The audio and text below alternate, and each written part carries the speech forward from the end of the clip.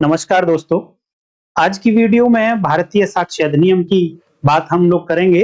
तो आज हम ये देखेंगे कि लॉ ऑफ एविडेंस इंडिया में किस तरीके से डेवलप हुआ, उसकी हिस्ट्री क्या-क्या रही है। शॉर्ट में देखेंगे। देखिए, एक बेस लाइन आप ले लीजिए 1872। इसके बाद की डेवलपमेंट एक तरफ देखेंगे हम और इसके पहले की डेवलपमेंट एक तरफ देखेंगे। तो अगर हम 1872 से पहले की बात करें तो हमारे इंडिया में कोई कंप्लीट या सिस्टमैटिक एनेक्टमेंट नहीं था एविडेंस के रिगार्डिंग। अब अगर बात करें कि 1872 के बाद में, तो आप सब लोगों को एक ही एक्ट का नाम याद आता होगा और वो है इंडियन एविडेंस एक्ट 1872। तो 1872 में इस एक्ट के बाद अब आज की डेट में इंडिया में ये जो कानून चलता है लॉ ऑफ एविडेंस का, वो है भारतीय साक्ष्य अधिनियम 2023। तो सबसे पहले जल्दी से एक दृष्टि हम डालेंगे उस कानून पर जो 1872 से पहले चलता था। कौन सा कानून चलता था 1872 से पहले इंडिया में? तो देखिए, 1872 से पहले हमारे पास प्रेसिडेंसी टाउन्स थे जिनमें कोर्ट्स थी। और कौन कौन से टाउन्स थे? कलकत्ता, बॉम्बे, मद्रास। ये तीन कोर्ट्स हमारे पास हुआ करती थी बिफोर 1872। और इन तीनों कोर्ट्स में कौन सा कानून चलता था? लॉ ऑफ एविडेंस की बात करें तो थोड़ा सा आप वर्ड्स पर ध्यान दीजिए। English rules of evidence. आप वर्ड लिखेंगे इंग्लिश रूल्स, इंग्लिश लॉ नहीं, इंग्लिश रूल्स ऑफ एविडेंसेस इन तीनों कोर्ट्स में एप्लीकेबल होते थे बिफोर 1872। इन तीनों कोर्ट्स को कैसे स्टेब्लिश किया गया था, क्वेश्चन अगर पूछ लिया जाए तो रॉयल चार्टर से इनको स्टेब्लिश किया गया था।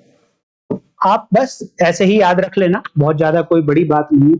अब बात करते हैं रेस्ट ऑफ इंडिया में क्या कानून चलता था रिगार्डिंग एविडेंस।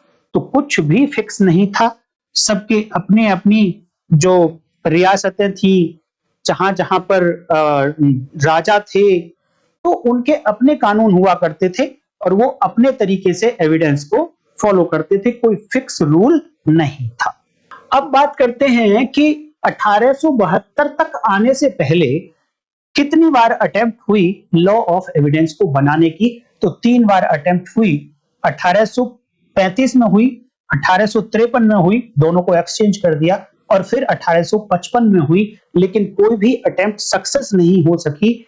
अंग्रेजों के द्वारा की गई थी ये सारी अटेम्प्ट्स, लेकिन कोई भी अटेम्प्ट सक्सेस नहीं हुई कि इंडिया को कोई एक फिक्स लॉ ऑफ एविडेंस दे सके। और सबसे पहले एक ड्राफ्ट बिल बना ऑन एविडेंस 1868 में, और ये किसने बनाया था? इंडियन लॉ कमीशन था, जिसके चेयरमैन थे mister Henry James summer main, और इनको बाद में शॉर्ट नेम दिया गया सर हेनरी मेन। ये इस इंडियन लॉ कमीशन के 1868 में चेयरमैन थे। इन्होंने ये ड्राफ्ट बिल तैयार किया ऑन एविडेंस, लेकिन ये पार्लियामेंट में पास नहीं हो सका। इसकी क्रिटिसिज्म हुई और क्रिटिसिज्म का आधार ये था कि ये कहा गया कि ये जो लॉ बनाया गया है, ये इंडिया में जो जजेस हैं वो इसको अप्लाई नहीं कर पाएंगे, क्योंकि वो इंग्लिश रूल ऑफ एविडेंस से ज्यादा फेमिलियर अभी नहीं है। तो इसलिए ठीक से ये एप्लीकेबल नहीं हो पाएगा, इसलिए फर्स्ट रीडिंग भी पार्लियामेंट की पास नहीं कर सका था। फिर बाद में अगला बिल बना, वो बिल का नाम था जेम्स स्टीफन्स बिल 1871, और इसको पास किया गया पार्लियामेंट में 15 मार्च 1872 को। एक बिल का नाम था 1871 और पास हुआ 1872। और ये कमेंसमेंट किसकी कब से हुई, लागू कब से हुआ? 1 सितंबर 1872 से लागू हुआ। और टोटल सेक्शन थी इसमें 167, 167, और कोई शेड्यूल इसमें नहीं थी, नो शेड्यूल।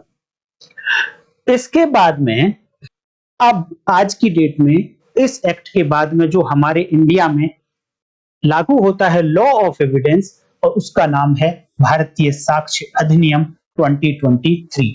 इस एक्ट का नंबर भी आप याद विजिट कर लीजिए, ये है 47 नंबर एक्ट है, 2023 का एक्ट नंबर 47, और इसको पास किया गया था 25 दिसंबर 2023। ये 25 दिसंबर को सब लोग जानते होंगे क्या होता है, क्रिसमस डे होता है, उस दिन ये पास किया गया था। और कब से लागू हुआ, कमेंसमेंट कब से हुआ, 1 जुलाई 2024 से ये लागू हो गया। यानी 30 जून की जो रात आई, और उस रात को जब 12 बजे टाइम 00 आवर्स था, तो 1 जुलाई 2024 हो गया था, तब से ये कानून लागू हो गया। और अब इस नए कानून में भारतीय साक्ष्य अधिनियम, शॉर्ट में इसको BSA भी बोला जाता है, इसमें टोटल नंबर ऑफ सेक्शंस हैं 170। इंडियन एविडेंस एक्ट 1872 में थी 167, लेकिन अब 6 का ऊपर का हिस्सा उड़ा दिया और केवल 0 बचा और उसको उठा के पीछे रख दिया, तो टोटल 170 हो गई और 3 सेक्शंस एक्स्ट्रा हो गई हैं। पहले 167 थी, अब 170 हो गई और एक शेड्यूल ऐड कर दी गई है इसमें। पहले कोई शेड्यूल नहीं थी, अब एक शेड्यूल ऐड इसमें कर दी गई है। तो ये था ब्रीफ हिस्ट्री कि शुरू से लेकर और आज तक जब हम भारतीय साक्ष्य अधिनियम 2023 पढ़ रहे हैं, तो डेवलपमेंट कैसे कैसे हुआ था। शॉर्ट में मैंने बताया, आपको याद रख लेना, कभी भी क्वेश्चन आ सकता है, तो आपका क्वेश्चन गलत नहीं होना चाहिए। अब नेक्स्ट वीडियोस में हम बात करेंगे जो इंटरप्रिटेशन क्लॉजेस हैं इंडियन एविडेंस एक्ट या फिर अपने भारतीय साक्ष्य अधिनियम की, उनके मीनिंग क्या होंगे। और उससे पहले मैं आपको अगली वीडियो में ऐसी वीडियो बनाऊंगा, ऐसी बातें बताऊंगा कि इंडियन एविडेंस एक्ट को पढ़ना शुरू करें, उससे पहले आपको यह पता होना चाहिए कि इंडियन एविडेंस एक्ट में कौन सा पार्ट क्या करता है और किस तरीके से इसको ड्राफ्ट किया गया है। जब आप ये ड्राफ्ट समझ जाएंगे कि कितने पार्ट हैं, कौन सा पार्ट क्या करता है, देन उसके बाद आप जब सेक्शंस को अप्लाई करेंगे और मीनिंग निकालेंगे, तो वो हमेशा कॉन्सेप्ट आपके माइंड में रहेगा, तो आपसे गलती नहीं होगी। अदरवाइज सब लोग कहते हैं कि इंडियन एविडेंस एक्ट को पढ़ना टफ है, याद रखना भी टफ है, बट मैं वादा करता हूं दोस्तों कि अगली वीडियो देखने के बाद, छोटी सी वीडियो होगी, बट उस छोटी सी वीडियो को देखने के बाद आपका माइंड ऐसा खुल जाएगा और फिर आप कहेंगे कि इंडियन एविडेंस एक्ट को तो सचमुच में पढ़ना बिल्कुल भी टफ नहीं है, वेरी इजी। और आप कॉन्सेप्ट ऐसे समझने लगेंगे कि आपसे गलतियां नहीं होंगी और इंटरेस्ट भी डेवलप हो जाएगा। और मैं अगर आपको यह कहना गलत नहीं होगा कि आपका इंटरेस्ट आज की डेट में आईपीसी, सीआरपीसी को पढ़ने में ज्यादा लगता है with respect to the Indian Evidence Act, तो ये उल्टा हो जाएगा। आपको इतने अच्छे से इंडियन एविडेंस समझ में आने, भारतीय साक्ष्य अधिनियम बहुत अच्छे से आपको समझ में आने लगे। तो अगली वीडियो में फिर मिलेंगे, तब तक के लिए नमस्कार, जय हिंद।